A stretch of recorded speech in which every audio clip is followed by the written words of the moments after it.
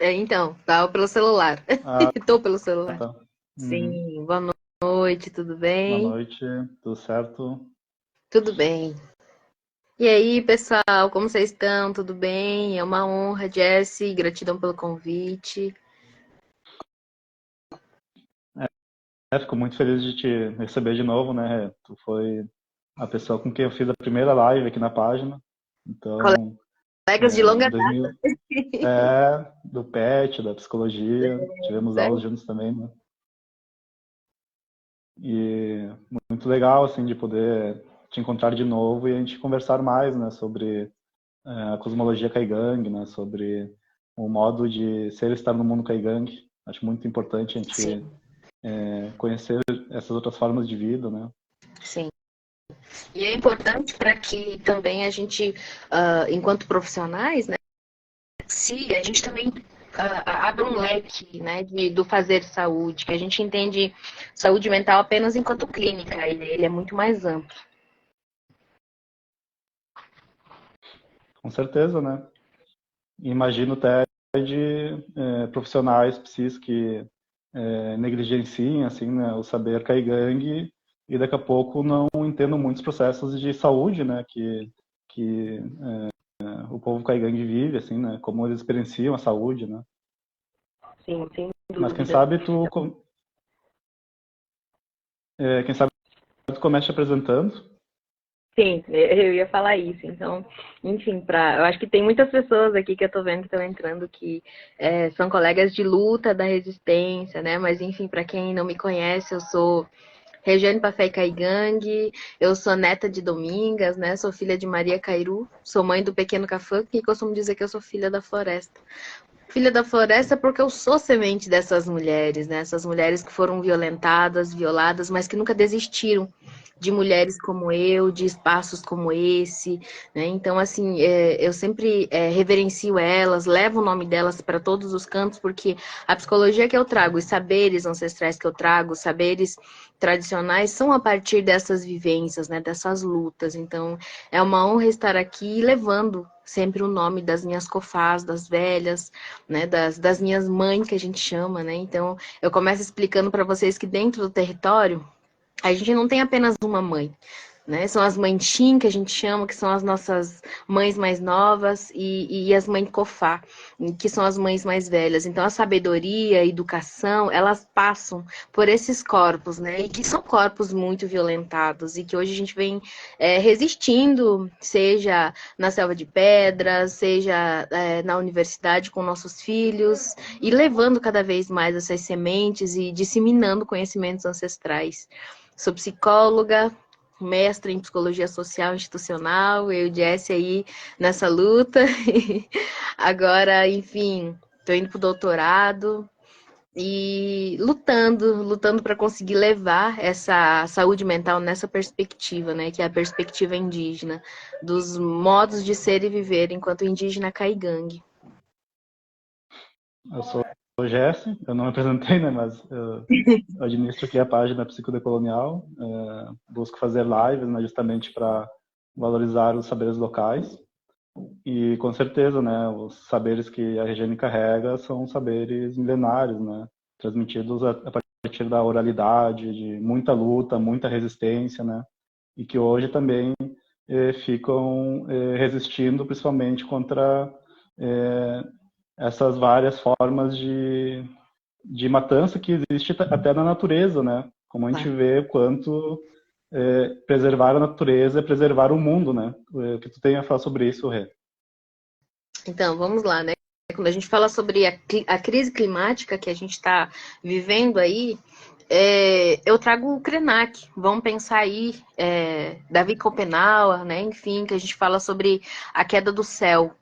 E realmente eu venho pensando muito sobre essas questões, que as questões climáticas, os desastres naturais, que tanto a gente fala, não são desastres naturais, pelo contrário, né? A gente vem aí desmatando, poluindo, é, infelizmente atacando nosso corpo, nossa mente, nossa espiritualidade enquanto seres humanos, né? E a gente fala sobre a questão da queda dos céus. A gente vem segurando os céus para não cair nas nossas cabeças.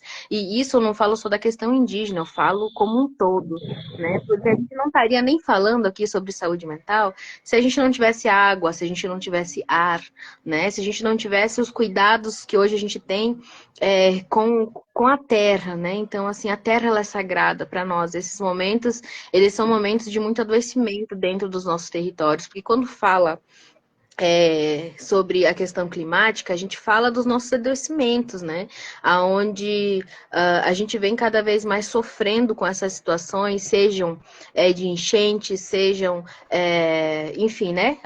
No sul a gente está sofrendo muito com as enchentes, mas em questão lá na Amazônia, não tem água, tudo está secando, né? Então, assim, isso está sendo um desequilíbrio, e esse desequilíbrio ele também causa um desequilíbrio emocional na gente, porque a gente, enquanto saúde, a gente entende que a água é essencial, né? A gente entende que os animais são essenciais, a mata ela é essencial, a fauna e a flora é a nossa saúde mental. Eu lembro que um dia me perguntaram assim, mas vocês são indígenas da floresta? E eu pensei, não, a gente é parte da floresta, a gente é a floresta.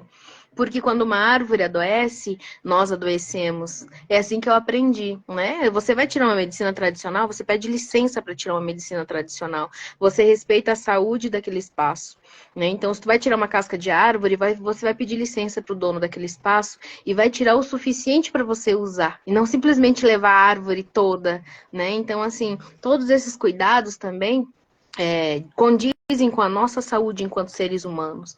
A gente depende da saúde das florestas. Se a floresta estiver doente, nós estamos doentes. E é o que vem acontecendo hoje, sem dúvida. Me parece que é muito uma ética do respeito também, né? Com a natureza, né? Com os outros seres que não são humanos como nós, mas que também têm as suas vidas, né? Sim, tanto que nas minhas escritas eu trago a cosmopercepção enquanto conceito, que é o visível, né, e o não visível. A gente vive nesse movimento entre os dois mundos, o mundo visível e o não visível.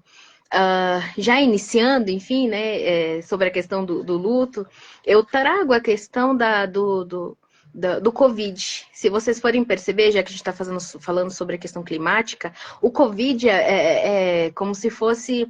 Deixa eu pensar numa palavra para não ter que falar besteira, mas enfim, o Covid é algo que a gente também provocou. Né? Com tudo que a gente vem desmatando, desrespeitando, vem desequilibrando, acho que essa palavra, com isso doenças novas também vão surgindo. Né? Então o Covid chegou dentro dos nossos territórios, dizimando territórios, assim como foi a varíola, né? Assim como foi doenças que foram inseridas nos nossos territórios. Então isso é algo muito adoecedor. E quando eu falo do Covid, eu falo um número elevado de malefícios, né? Perdas, mudanças, nos modos de cuidado e despedida, né? Já que eu toquei na questão do não luto, mas as condições e dificuldades de conseguir fechar esse ciclo, porque para nós o processo de luto ele é importantíssimo. Como a gente está falando das questões climáticas, ele também torna um desequilíbrio dentro dos nossos territórios, né? E com isso causa os nossos adoecimentos. Por que eu trago essa questão dos adoecimentos em conjunto com o Covid? E não só da saúde mental, né? Eu trabalho com 4 conceitos: território, né? Espiritualidade, que enfim é o contato com os dois mundos, né? A gente, enquanto indígena caigangue, eu acredito muito que os parentes, né? Hoje somos 305 etnias, com nossas particularidades, especificidades, mas também sofrem esse tipo de violência, que é uma violência, né? É uma violação, é um genocídio. Então, eu trabalho com a espiritualidade, o território, né? O nosso território, tudo que envolve as pessoas que estão no nosso território corpo, né? A nossa parte física e a nossa saúde mental. Eu trabalho esses 4 conceitos para um equilíbrio emocional. Porque se a gente conseguir equilibrar esses 4 elementos, se a gente conseguir equilibrar esses 4 conceitos, a gente consegue ter uma saúde mental muito mais equilibrada e consegue ter um enfrentamento também dos modos de subjetivação, que são muito doloridos hoje, né? Mas, enfim, voltando na questão do não luto, porque né, não é nem o luto, é o não luto. Então, dentro dos territórios, a despedida ela se tornou condições mais difíceis. Voltando lá, foi 2000, começou 2019, Jess? Acho que sim. Acho que foi 2020, na verdade. Tá. Foi Enfim, 2020. isso, no pico da pandemia, então ela levou mudanças na forma tradicional dessas despedidas, né? E a forma de experienciar a morte realmente. Então a gente diz que isso nos trouxe um adoecimento espiritual dentro das comunidades, não chorar os nossos mortos, né? Não conseguir fazer as nossas despedidas causou muitos adoecimentos nos nossos territórios. Então eu convoco vocês a repensar muitas questões relacionadas à questão de vida e morte, né? De a gente recriar perspectivas acerca da morte e da vida. Em especial do não luto. Eu vou trabalhar aqui o não luto hoje. Então, ressalta a importância dessa rede espiritual que é dentro dos territórios indígenas, que são os nossos cuiãs, né? Os nossos cuiãs são os nossos médicos espirituais, os nossos cofás, que são os nossos velhos sábios, nossos museu ambulante, né? Para conseguir manter esse equilíbrio emocional dentro do nosso território, né? Então, a saúde mental é a partir dessas especificidades do povo caigangue, assim como muitas etnias, né, com suas linguagens, suas características, mas a gente experiencia a questão do luto, a questão da saúde mental, na nossa perspectiva. E eu sempre trago isso como algo decolonial. Eu sempre falo, olha, a psicologia que eu trago é psicologia antes de Freud falar sobre psicologia, porque são momentos terapêuticos vividos dentro da comunidade. É algo que foi passado de geração em geração, né? Então, é uma rede de apoio, de fortalecimento dessas ações, em cunho social mesmo, comunitário, coletivo, como eu sempre trago, né? Então, dentro dos territórios, a gente trabalha a coletividade aí na morte, né? A gente tem que estar no nosso coletivo. Então, imagine no Covid, que a gente não conseguia estar junto. O processo de estar junto era algo muito difícil, né? Porque tinha a questão de você estar ali mais isolado, enfim, se isolando dentro das comunidades, e era algo muito difícil para nós, né? E a gente reconhece esse nível de complexidade e surgiu muitas demandas a partir daí, muitas doenças mentais, né, psíquicas, como depressão, ansiedade, porque a gente não consegue estar só. Pelo contrário, né, os nossos momentos terapêuticos são a partir ao redor do fogo, nas contações de história ao redor do fogo, das comidas típicas ao redor do fogo, dos risos altos, né? O meu povo, ele tem a fama de ser muito feliz, porque se você vê as mulheres cozinhando na roça, enfim, elas estão rindo muito alto, né? E isso é muito bonito, isso é algo que faz com que me encha de orgulho de saber que o meu povo ainda consegue, a partir das suas especificidades, ter as suas pequenas alegrias, né? Porque o ser humano, ele vive disso, de pequenas alegrias. Acho que já falei demais, mas vamos lá. Não, fiquei Enfim, pensando agora, né, pode. de como essa vivência em coletivo, né, de como tanto os sábios quanto... Eu não vou saber dizer a palavra Tuzé, o Cofaz, tanto os sábios quanto os médicos ali, né, quanto as relações familiares e comunitárias influenciam ali na sustentação da alegria, né, dessa Sim. alegria em volta ao fogo, dessa contação de histórias, né, do riso. Sim, sem dúvida. E aí, quando chegou a questão do não luto, para nós foi um adoecimento muito grande, por quê?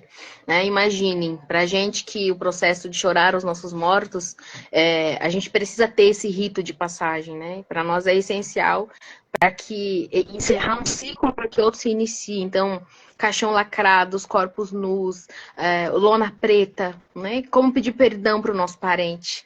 Porque é assim que a gente faz. A questão de chorar os nossos mortos é também o fato de você querer pedir perdão, de você querer estar junto, de você querer dizer seu último adeus, né? Então, a gente precisa chorar os nossos, né? Como uma forma de encerrar aquele ciclo e que outros iniciem, né? Eu dou exemplo a vocês as mães Yanomamis, que eu lembro que, enfim, que é algo que viralizou, né? Uma das coisas que viralizou. As mães indígenas, sem falar a língua, né, sem falar linguagem brasileira, entre aspas, choravam pelos seus mortos. Que eu lembro que eram duas crianças na época e pediam, né, para levar os corpos das suas crianças para dentro do território, porque eles têm um processo de 1 ano de fechamento de ciclo, né? Então, chorar os seus mortos, os ritos de passagem, seja os seus ritos de cura, isso é necessário, né? E tem uma frase, deixa eu até dar só um minutinho. Achei. Sofri para ter essa criança. Eu estou sofrendo, meu povo está sofrendo. Preciso levar o corpo do meu filho para a aldeia. Não posso voltar sem o corpo do meu filho. Então imaginem o sofrimento de uma mãe que conseguiu traduzir em algumas palavras em português para conseguir, né, lutar para conseguir levar o corpo do seu filho para ser sepultado, para ser velado, para ser, enfim, passar pelos seus ritos de passagem dentro da sua tradição. Uma pessoa que não falava o português teve que aprender a falar o português, né, para conseguir não ser violentada, ou melhor, foi violentada, né? Então, assim, no livro A Queda do Céu, do Davi Copenaua, ele relata também a morte da mãe, que na época, eu acho que foi até, se eu não me engano, ela foi sepultada, enfim, ela adoeceu de sarampo, e ela foi levada para um hospital fora da comunidade, e ela foi sepultada fora da comunidade. Então, até hoje, eles não sabem onde está o corpo. Davi Copenau não sabe onde está o corpo da sua mãe. Então, imagine os adoecimentos que causou e que ainda causam, né? Então, para nós, essa questão da selva de pedras, né, dos territórios, de hoje a gente está chegando cada vez mais nesses espaços, é justamente focando na saúde, na educação, que seja de qualidade, que a gente possa falar sobre a questão do não luto ou a educação na perspectiva indígena, né, ao redor do fogo, no canto, na dança, para que a gente não sofra essas violências culturais, né? E isso nos causa muitos adoecimentos. Eu sempre trago essa questão de, para nós, enquanto indígenas, os adoecimentos, eles são diferentes do não indígena. O que para nós é uma questão espiritual, muitas vezes é tratado, medicalizado, enfim, como depressão, ansiedade, uma doença psíquica. E para nós, muitas vezes, ela é apenas uma doença espiritual e que onde é tratado com medicina tradicional, seja nos momentos terapêuticos vividos dentro da comunidade, e a gente vai conseguindo manter um equilíbrio emocional. É claro que existe casos e casos. Então, existe aqueles casos onde, né, são casos mais graves e que a gente vai tentando usar a medicina tradicional com, né, a psicologia ocidental. Mas eu sempre reforço que a psicologia, enquanto saúde mental, dentro dos territórios, ela não deixa de ser psicologia, né? Ela se transforma, ela se abre para novas perspectivas.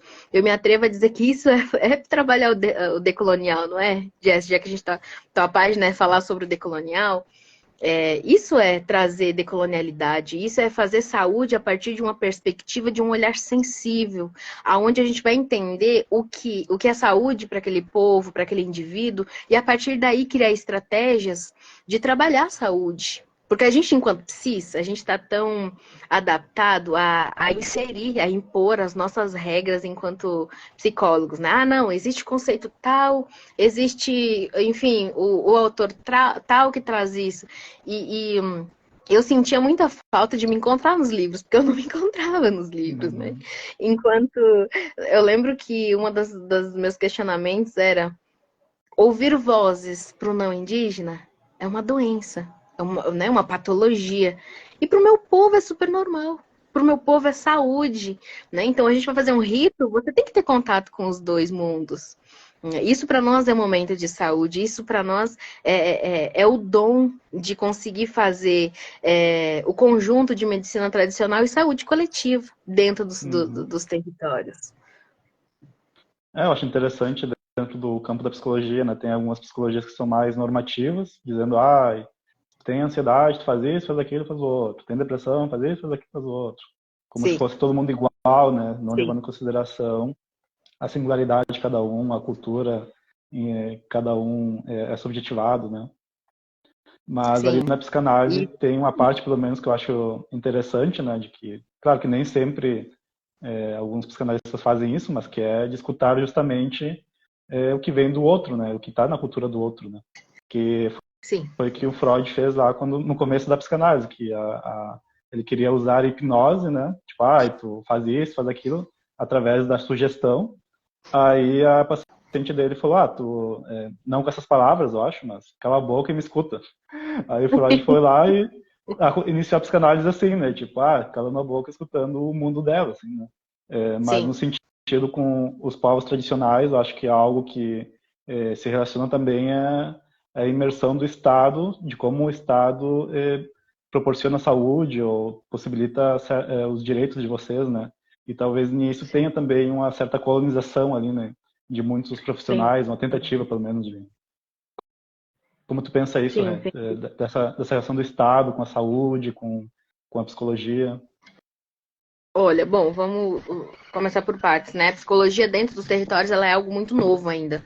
Debater sobre saúde mental na perspectiva eurocêntrica, assim como é fora das comunidades, ainda existe uma resistência, né? A gente está se abrindo cada vez mais, sem dúvida, mas assim como fora das comunidades, existe aquela questão da loucura, né? Ah, não, eu não estou louco, eu não preciso de um psicólogo. E eu sempre procurando ajuda justamente para não estar num espaço, entre aspas, louco, né? E o que é o ser louco também? Será que realmente é tão ruim? Né? Enfim, são várias questões que a gente pode pensar juntos, mas quando se fala dessas questões de impor saúde dentro dos territórios, ainda é algo muito difícil de se falar. Porque as grandes chefias, os grandes chefes que trabalham, seja saúde, seja educação, não são indígenas. Né? Mas eles ditam regras para dentro dos territórios, eles falam sobre saúde mental indígena, ou sobre saúde indígena, ou sobre, enfim, pedagogias indígenas, ou sobre uma educação que seja referente aos povos indígenas. Só que aí eles nunca colocaram os pés nos nossos territórios, eles não conhecem as nossas lutas, eles não conhecem as nossas demandas, mas eles ditam regras para nós. Né? Então, assim, ainda é algo muito difícil de ser trabalhado. A gente vem lutando aí, tanto que eu agradeço muito aos parentes e se fortaleçam para estar nesses espaços da universidade, porque eu acredito muito que a gente conseguindo a formação adequada, a gente também vai chegando aos poucos nesses espaços, né? E falando pelo nosso povo, falando sobre cerimônias, falando sobre o não luto, né? Trazendo exemplos como diversas viroses e doenças que foram colocadas dentro dos territórios e causaram um genocídio enorme, né? Territórios completos, assim como a história, né? A história que é contada dos povos indígenas, quem conta são não indígenas, né? Então, assim, eles também forçaram um contato. Existe aí escritas de mais de 523 anos falando sobre indígenas e que, assim, a gente sempre foi objeto de pesquisa. Eu acho que essa é a palavra, né? Então, assim, é algo muito meu, assim, hoje eu não aceito ser coautora, né? Ou como, ainda coautora é maravilhoso, porque eu fui muito objeto de pesquisa aonde, enfim, trabalhos eram feitos a partir de falas minhas e entrevistas, mas o meu nome era citado enquanto objeto de pesquisa, e não enquanto mulher ciência, enquanto escritora. Então, eu reforço muito aos parentes, que é um papel fundamental levar a nossa cultura, levar as nossas experiências. A gente precisa preservar as nossas tradições milenares, né? Espirituais, dos nossos momentos, dos modos de ser e viver dentro dos territórios, e que é um processo muito longo, é um processo muito violento, o contato com a sociedade dominante, sem dúvida, né? Então, assim, prover uma despedida dos mortos é indispensável para também trabalhar o nosso bem-estar, e do parente, do coletivo, porque a gente encerra um ciclo, assim como a gente encerra um ciclo dentro da comunidade, né? Aquele indivíduo, aquele sujeito, ele encerra um ciclo. E a gente precisa levar esses momentos além, né? Como, por exemplo, hoje está aqui trabalhando a questão do não luto, né? Então, a gente precisa ecoar essas vozes de dentro do território, a gente precisa estar em todos os espaços possíveis para que a gente consiga parar de ser objeto de pesquisa e que a gente consiga redigir a nossa história a partir das nossas experiências, a partir das nossas falas, né? Então, eu sempre reforço muito essa questão de não estar sozinha. Tanto que quando eu cheguei aqui, no me apresentar, eu já trago todo um coletivo junto comigo, porque não existe eu, Rejane, Pafé e sozinha, não. Existe um coletivo todo, né, que está junto de mim e esperando que eu esteja nessa luta, nessa resistência, ecoando essas vozes, para que as pessoas entendam. Não é apenas ir um divã, um quadradinho, uma selva de pedras, né? Pelo contrário, a gente faz saúde mental em um banho de chuva, né? A gente faz saúde mental sentindo o cheiro da chuva molhando a terra. A gente faz saúde mental a partir do que é o nosso bem-estar, do que faz sentido para nós. Então, o que faz sentido para nós é os nossos modos de ser e viver. Então, isso é ciência, isso é saúde. Ele só não está nos livros, mas está aos poucos cada vez mais aparecendo e faz questão de escrever, dizer, olha, eu estou aqui e trazendo a saúde do meu povo. É interessante isso que tu traz, né, das narrativas hegemônicas, né, das narrativas que ganham mais visibilidade em certos contextos, né? Tipo isso, quem é o sujeito da pesquisa, quem é o objeto da pesquisa, né? Quem é o sujeito da pesquisa diz é quem constrói a ciência, né? Quem constrói o saber ali que é válido. E o objeto de pesquisa é alguém que só é estudado, assim, não tem produção de conhecimento, né? Sim. Eu não lembro, Jesse, se você estava na sala de aula, mas um dia aconteceu uma coisa muito chata comigo em sala de aula. A gente estava trabalhando sobre os ouvidores de vozes. E eu levei essa questão de estar nos dois mundos, de os nossos velhos, né, ter dons como pegar folhas secas no início da mata e saber os animais que passam naquele espaço, das frutas, da medicina tradicional. E comentei, eu falei, olha, isso para nós é saúde, o contato com o sagrado, é ouvir essas vozes, né? Ouvir as vozes das nossas matas, ouvir vozes para nós é saúde. E a professora me olhou assim, ficou muito desconfortável. E ela me disse, Regiane, você desculpa, mas assim, você não pode trazer isso em sala de aula, porque isso não é comprovado cientificamente. E aqui na psicologia, a gente trabalha com conceitos cientificamente comprovados. Em primeiro momento, me silenciei. Aí depois eu pensei, mas para mim é ciência, para mim é comprovado, para o meu povo é comprovado, né? Então, assim, se faz sentido para nós, assim como é a saúde mental como um todo, ela não precisa fazer, enfim, ela não precisa fazer tanto sentido para outra pessoa, ela precisa fazer sentido para o meu povo.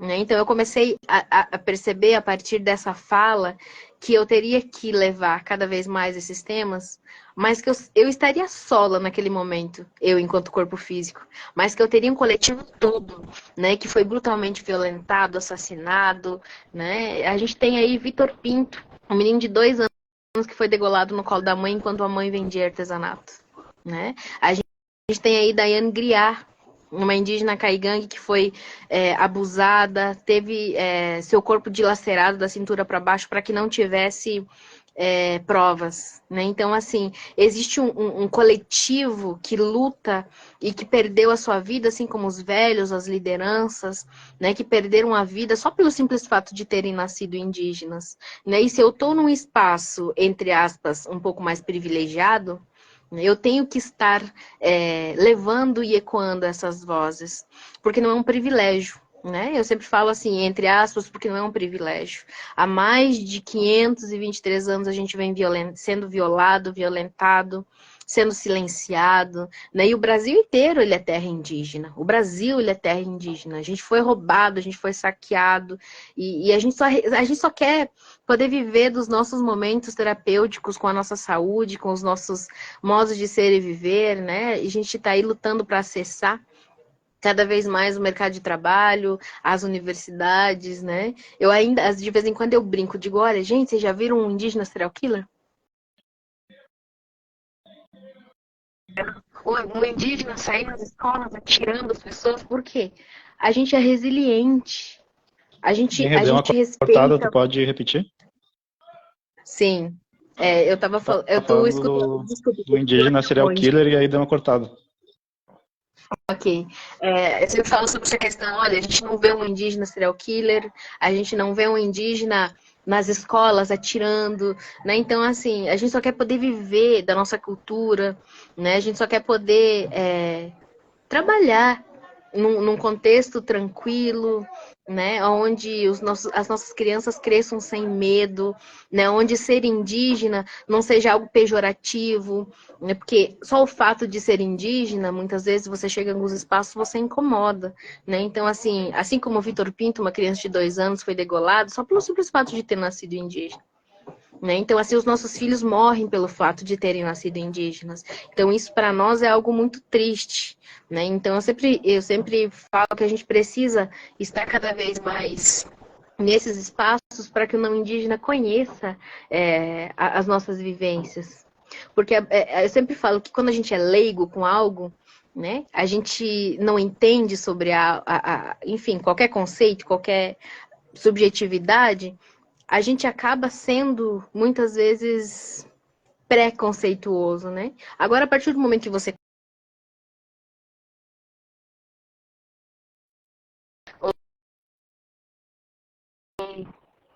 deu uma...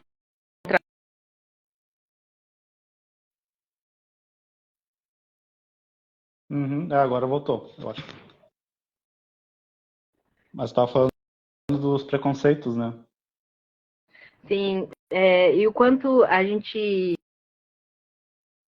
Né, os olhares também, ele se expande.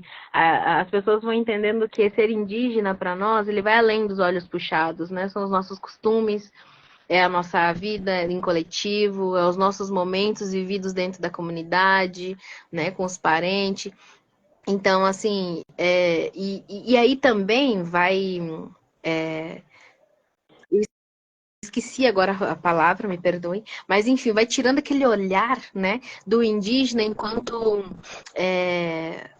enfim, um ser, as pessoas falam vagabundos, né, se vocês forem ver, né, de uma forma bem pejorativa mesmo. Ah, o indígena vagabundo, né, enfim, acabam trazendo todas essas formas muito preconceituosas, falas que insultam as nossas vivências, né? E quando você compreende o que é ser indígena, quando você consegue ver além, né, da pele, além do ser humano, a gente compreende também que é apenas um ser humano lutando para ser feliz, é apenas um ser humano que está ali lutando e resistindo para manter os seus costumes, né? Então, aquele indígena despido, aquele indígena dos livros de história, né? Ele precisa ser ouvido. Porque a partir do momento que vocês olham só os livros, só as histórias, vocês têm que entender que aqueles livros não foram feitos por indígenas. Né? Então é um olhar diferente. É para um olhar de uma outra pessoa. E talvez até uma pessoa muito preconceituosa. É bem interessante, né? Como quem conta história ali, né? Quem é que conta história oficial são os brancos colonizadores que estão nos lugares de prestígio e poder, como a universidade, né? E como tu chega na Sim. universidade, tu apresenta o teu saber e aí tu encontra algumas barreiras que te deslegitimam, né? Que dizem que ali naquele espaço que tu carrega não tem valor, a partir da ideia de ciência, de neutralidade, de objetividade, que é uma forma também de camuflar um certo saber dentro de um certo molde que é valorizado, enquanto que outros saberes são completamente desvalorizados e ao mesmo tempo Sim. estão dentro de uma estrutura genocida ali, né? E aí tu Sim. traz da vivência da rua ali, do preconceito, né? De que indígenas são vagabundos ou palavras nesse sentido. E até o genocídio, né? Do assassinato de indígenas, né? Que aí é um extremo de toda essa violência que está totalmente enraizada dentro dos lugares hegemônicos, né? Sim, sem dúvida. É por isso que eu sempre falo assim, o indígena ele não é uma fantasia, como a gente vê lá no carnaval, né, as pessoas batendo na boca, de cocar, né? O indígena não é uma fantasia, né? Enquanto eles ensinam as crianças no 19 de abril lá, se pintar de índiozinho, colocar um cocar, né? Enfim, isso tudo para nós são formas de adoecimento, porque brincam com o fato de ser indígena, né? Então, assim, para nós ser indígena é é algo muito mais complexo do que as pessoas entendem do ser indígena, né? Porque a gente, como tu mesmo trouxe, está enraizado essa questão de as pessoas nos olharem com um olhar de julgamento, né? Um olhar assim que traz um certo preconceito muito antes de a gente conseguir chegar naquele espaço, né? Então, quando fala no indígena, fala do indígena de dentro dos territórios, aquele indígena que nunca saiu do território, que tem que andar descalço, despido, né? Infantilizado, tutelado. E que o indígena, para ser indígena, ele tem que ser dessa forma, tem que ser dessa maneira. Caso contrário, ele não é indígena, né? E mesmo assim, eles tratam isso como algo muito banal, onde os estereótipos do indígena já evidencia essa violência, esse etnocídio, né, esse genocídio com os nossos corpos. Deve ser algo absoluto, né? Parece muito difícil também de lidar, imagino, né? Como é que foi para ti estar na universidade e como é que está sendo a cada estudante indígena, né? Como é que está sendo para a questão de saúde mental dos povos indígenas ali na URGS? Sim. Bom, a minha história com a universidade é uma história muito bonita, né? Porque ali nos últimos anos eu tive muitas pessoas boas na minha vida, assim como você, Rafa, os professores maravilhosos que eu tive. Mas no início eu sofri muito preconceito, né?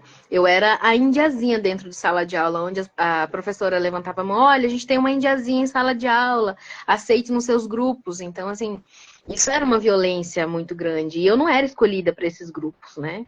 Enfim, eu lembro que tinha o PPG, a parte do PPG, acho que é quarto andar, se eu não me engano. Terceiro, quarto andar. E eu sentava isso. Eu sentava naquele espaço e eu chorava muito. E eu pensava, o que eu tô fazendo aqui? Tanto que eu desisti, eu fiquei 2 anos fora, né? Então, assim, é um espaço muito adoecedor, né? Eu fui mãe, então, no início da graduação, aí tive o Gustavo, meu cafã. E eu lembro que os meus colegas me perguntavam se eu ia doar meu filho, né? Enfim, e eu fui adoecendo. E aí, enfim, fiquei 2 anos fora. Quando eu já voltei muito mais fortalecida. Já sabia o que eu iria encontrar. Mas eu fiquei durante 4 anos escondida com o meu filho, né? Durante 4 anos dentro de um quarto, onde meu filho só tomava banho, ia fazer xixi quando não tinha ninguém no corredor ou quando não tinha ninguém no banheiro, né? Os banheiros eram coletivos. Tem uma passagem, assim, que nunca vou esquecer. Ele tinha em torno de 2 anos, mais ou menos, e ele queria fazer xixi. E aí eu falei, meu amor, eu vou dar uma olhada, ver se não tem ninguém, tudo e tal, né? Fui, abri a porta, fui no banheiro e tinha alguém no banheiro. E aí eu falei que tinha, enfim, né? Expliquei pra ele que tinha alguém no banheiro. E ele com aqueles olhinhos tão pequenos, né? Uma criança tão inocente e já sendo tão violada, e ele olhou pra mim e falou assim: "Mãe, eu aguento mais um pouquinho". Né? Então, assim, imagine o quanto essa sociedade é violenta com os nossos modos de ser e viver indígena, né? Que não respeitam as nossas vivências, que acham que o indígena, ele sai dos territórios e vai para a universidade, ele tem que se adequar à universidade. Pelo contrário, é a universidade que tem que se adequar a nós, a gente não foi preparado para a universidade. Eu lembro que falavam conceitos e palavras bonitas, né, como recíproco, a priori, a posterior, e eu ficava pensando, eu não entendia nada disso, né? Eu ficava pensando, o que eu tô fazendo aqui? E aí os professores diziam, ah, não, mas isso é coisa de cursinho. Ah, não, mas isso é coisa de ensino médio. E eu ficava pensando, tá, mas que ensino médio é esse que eu... Né? Que cursinho é esse que eu nem sabia que tinha que fazer cursinho para poder entrar na universidade? Então, assim, as violências, elas são muitas. Elas são muitas. E o fato de a gente estar falando sobre aqui também vai abrindo os olhos das pessoas, né? Daqueles que gostam da perspectiva indígena, que se identificam, que estão na luta. A gente tem muitas pessoas hoje lutando junto com a gente para conseguir mudar esse sistema dominador, mudar esse sistema que é um sistema ainda muito violento, né? E quando tu fala sobre a retomada também foi muito violenta, né? A gente meio que obrigou a universidade ceder aquele espaço. E até hoje a gente é violentado, né? Os banheiros são banheiros de criança na casa do estudante indígena, né? Então, assim, as nossas crianças podem sair do banheiro e passar frio até chegar no quarto. Mas os filhos, né, dos grandes da universidade, não, porque eles têm um banheiro dentro do quarto. Né? A gente não pode ter uma pia dentro do quarto. Então, assim, são N situações, alagamentos hoje dentro da casa do estudante indígena, né? É muito triste. A gente vive de uma forma muito desumana, porque as pessoas simplesmente nos jogam em um espaço e acham que a gente tem que aceitar tudo que eles estão doando de bom coração e aparece nas grandes mídias como se aquilo fosse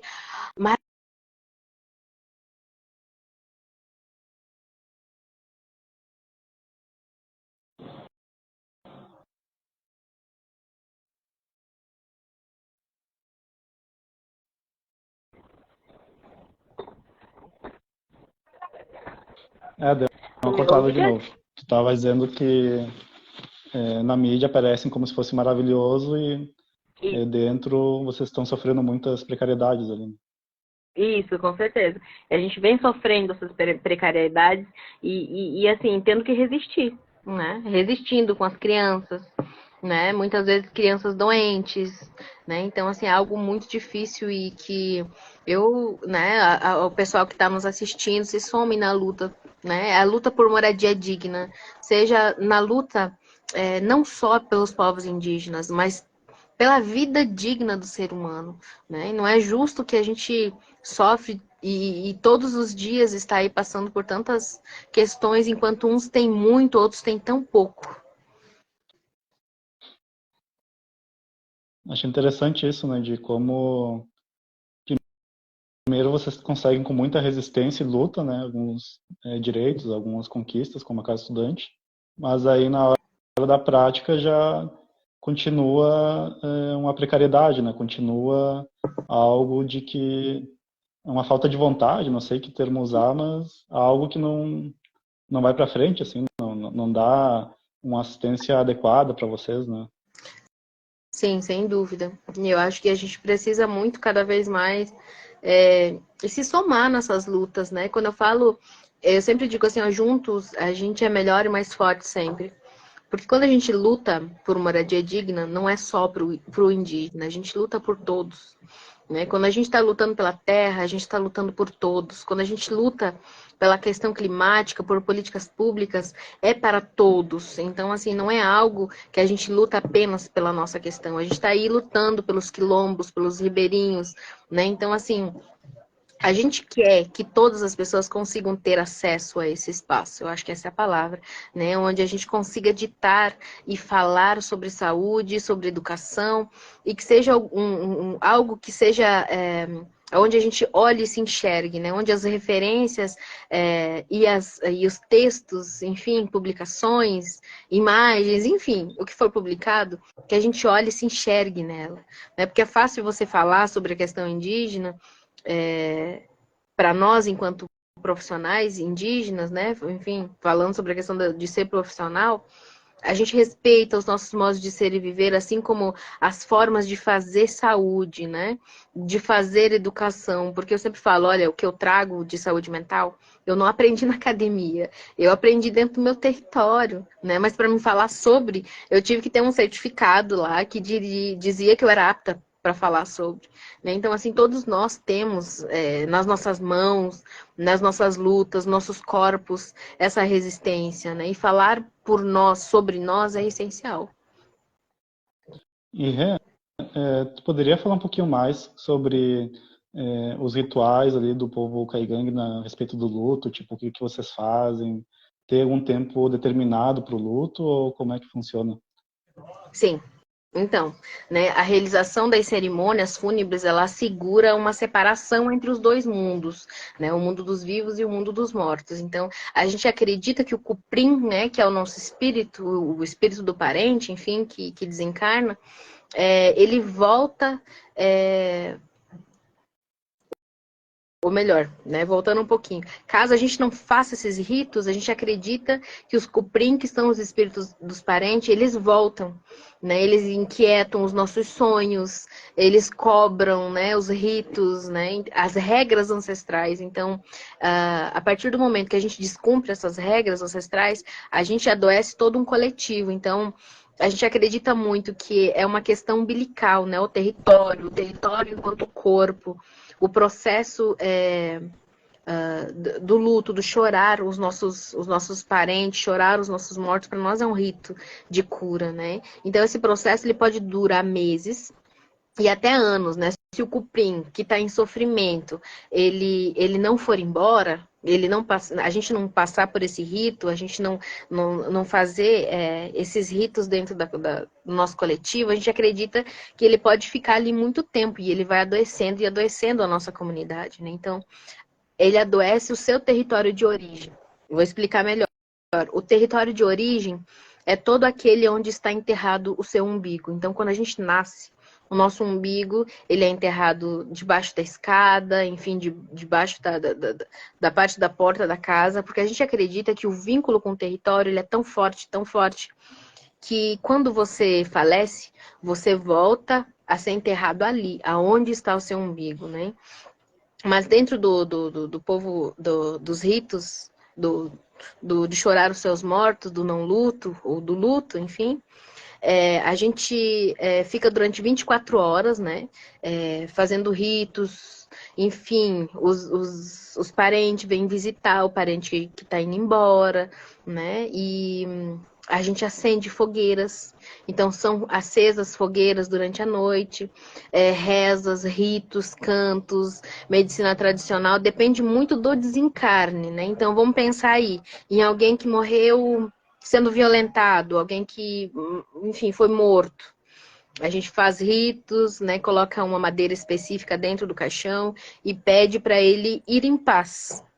Porque a gente acredita que o espírito dele vai ficar ali até cobrar, né? Como se fosse uma vingança, entre aspas, né? E é o que a gente não quer. Então, a medicina tradicional ela é colocada junto do corpo do falecido. E isso é um sinal de contato com os dois mundos, né?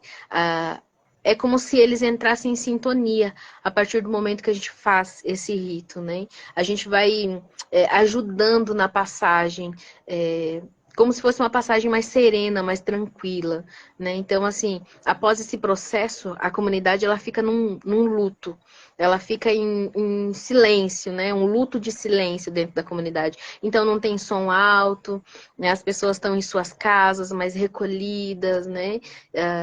E desassistidas pelo sistema genocida na época do Covid, a gente vivenciou a pandemia com os nossos próprios recursos, né? E com chás, benzimentos, feitos pelos mais velhos, feitos pelos cuiãs, e técnicas ancestrais. Então, assim, eu tenho muito orgulho de falar que o meu povo ainda tem esses momentos terapêuticos. A gente só teve um parente que faleceu do Covid, e que, assim, a gente vai vivenciando, né, repassando de geração em geração esses cuidados, né? Então, a gente fica numa quarentena, né, onde a gente respeita o luto da família, né? E tem a questão também, que eu estava até esquecendo, do viúvo ou da viúva, que é um rito de Kikikói, e também o rito do viúvo e da viúva. Então, quando acontece, né, de um parceiro, enfim, de anos, meu ou enfim, de alguém falecer, a gente é dividido entre Camé e Cairu, né? O Camé, ele é simbolizado por um traço mais alongado, são mais linha de frente, são mais guerreiros, são mais impulsivos, né? Eu sou da família Camé.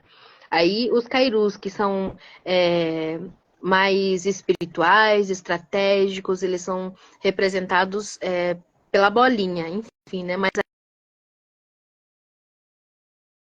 dessa dualidade só podem ser casamentos onde um complementa o outro, né? Então, assim, camé com camé não pode, cairu com cairu não pode.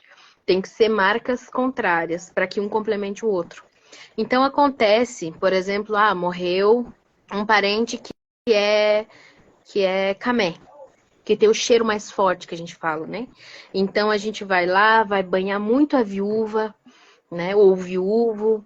Ela vai ficar um tempo na floresta se alimentando apenas de uma dieta específica que vai ser repassado para ela. E que a partir dessa dieta, ela vai tirando o cheiro, né, da pessoa que viveu com ela há muitos anos. Isso para nós é essencial. Caso contrário, a gente acredita que o cuprim, né, esse espírito, ele volta para dentro do território e ele vai querer estar na sua casa, né, ele vai querer, enfim. Então, vai ter aí movimentos que a gente fala dos Wen Cuprim Korek. E aí é alguém que não subiu, é alguém que não foi para onde deveria ter ido, né? E que volta querendo ocupar o seu espaço. Então começa a se ouvir muitos barulhos, os pássaros começam a ficar muito amedrontados, né? Então os pássaros começam a ficar muito barulhentos, né? É como se tivesse uma nuvem cinza em cima da comunidade. Então, com isso, torna a comunidade adoecida. Então, a gente já sabe que existe um processo ali que ele tem que ser seguido, né? E esses processos são processos referentes ao não luto. Que caso a gente não cumpra esses preceitos, toda uma comunidade adoece. Eu achei interessante que tanto o processo de luta é muito comunitário, quanto os efeitos também são comunitários, né? Tem todo um momento de memória, de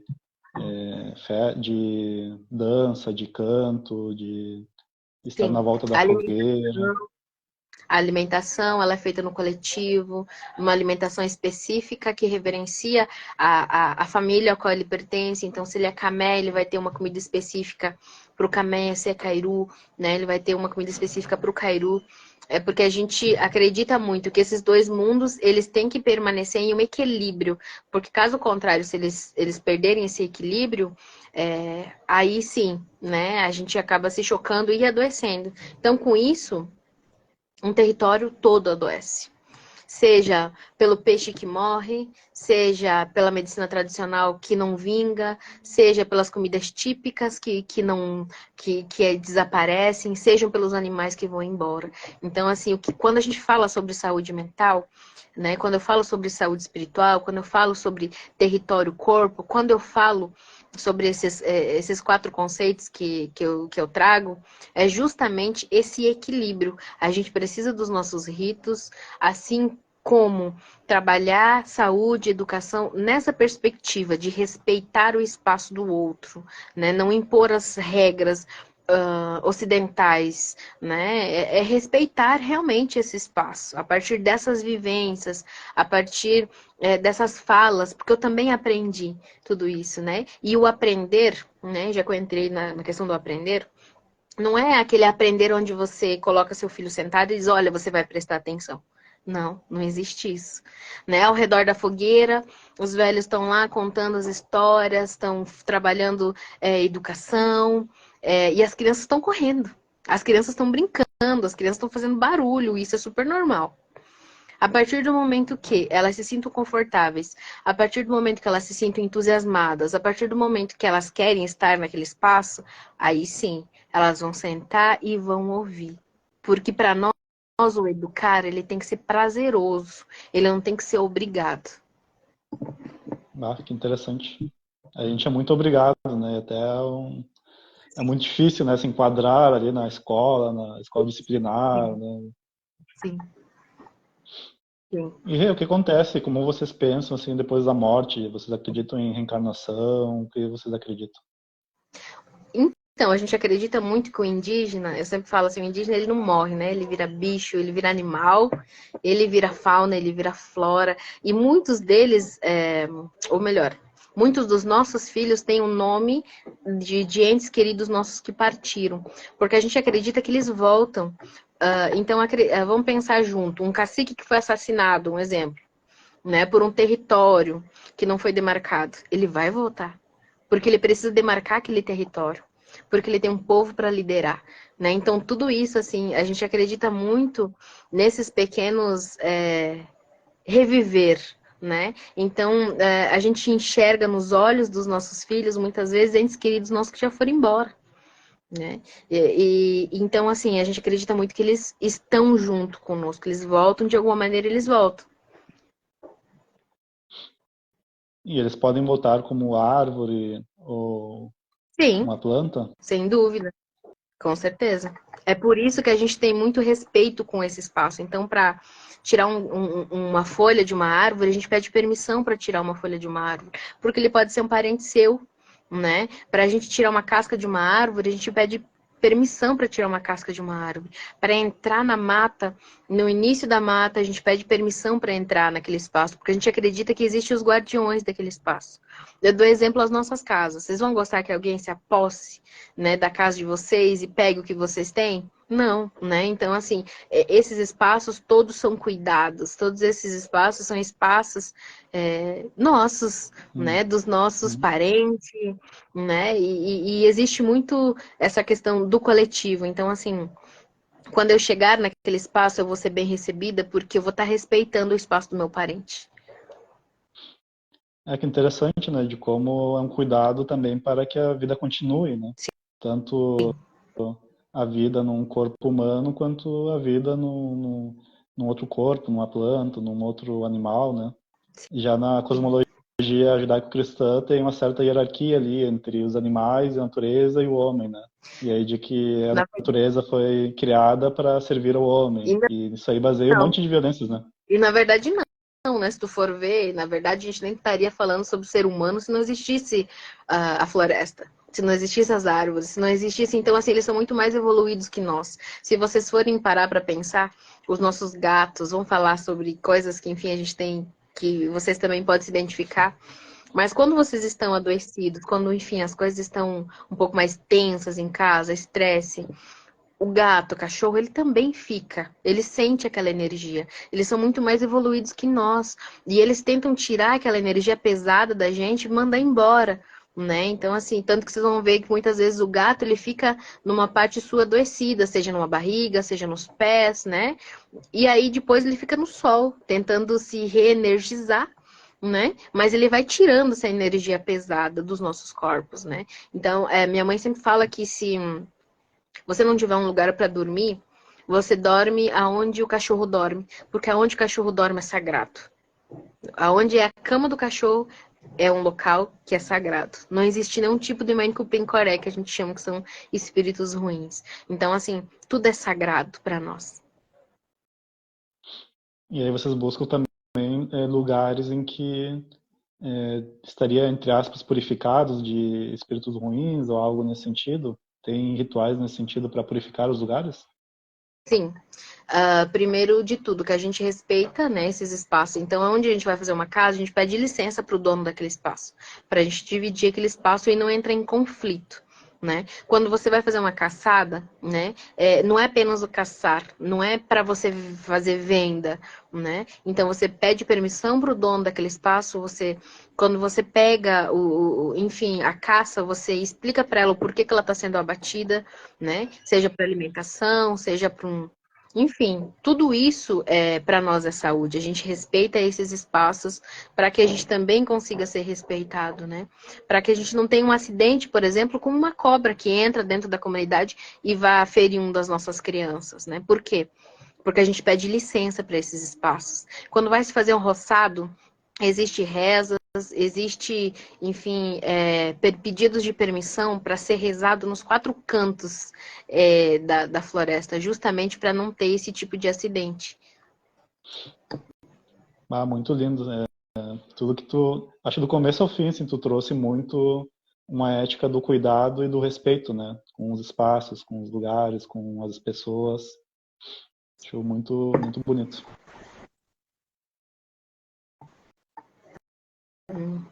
Eu acho que é isso. Não sei se o pessoal quer perguntar alguma coisa. Enfim, fico muito aberta. Se vocês quiserem conhecer um pouquinho do meu trabalho, eu não sou aquela pessoa que fica postando muitas coisas no Instagram. Parabéns, Jess, pelo teu trabalho. Eu não consigo. Mas eu faço alguns cursos, eu faço algumas lives, né? E tô tentando aí descolonizar corpos, tô tentando cada vez mais levar a questão indígena para ser pensada de uma outra maneira, né? Para que a gente pense juntos que todos os corpos importam, né? Então, enfim, gratidão pelo carinho, gratidão pelo espaço. E é isso, enfim, a gente vai por aí cada vez mais. Esse mundão é tão grande, a gente vai se encontrando nesses espaços, descolonizando os nossos corpos, a nossa pele, pintando de urucum e genipapo esses espaços, pintando de saúde, de educação, nessa fala enquanto coletivo, nessa fala indígena, né? Nessa fala para todos, né? Porque o que eu estou falando aqui é saúde para todos, né? E faço um, um questionamento a vocês, como falei lá no início. Sintam o cheiro da chuva molhando a terra. Isso é cheiro de vida. Ah, que lindo, não tem nem como finalizar melhor, assim. Eu agradeço muito a tua presença, viu, Rê? E muito ricas as trocas, né? Com certeza vamos fazer mais lives, mais conversas. E para finalizar só, se alguém quiser entrar em contato contigo, como é que faz? Pro Assim. curso, pro... Agora no meu Instagram, enfim, tá postado lá o curso, vai ser no dia 8, que é Psicologia das Florestas, né? Vai ser às 14 horas, então todos estão convidados. Se quiserem me seguir no Instagram também é Regiane Caigang, né? Enfim, fico aí à disposição, né? Começou a chuva aqui. Gratidão, gente. Uhum. Tchau, tchau. Então tá, tchau, boa noite. Boa noite.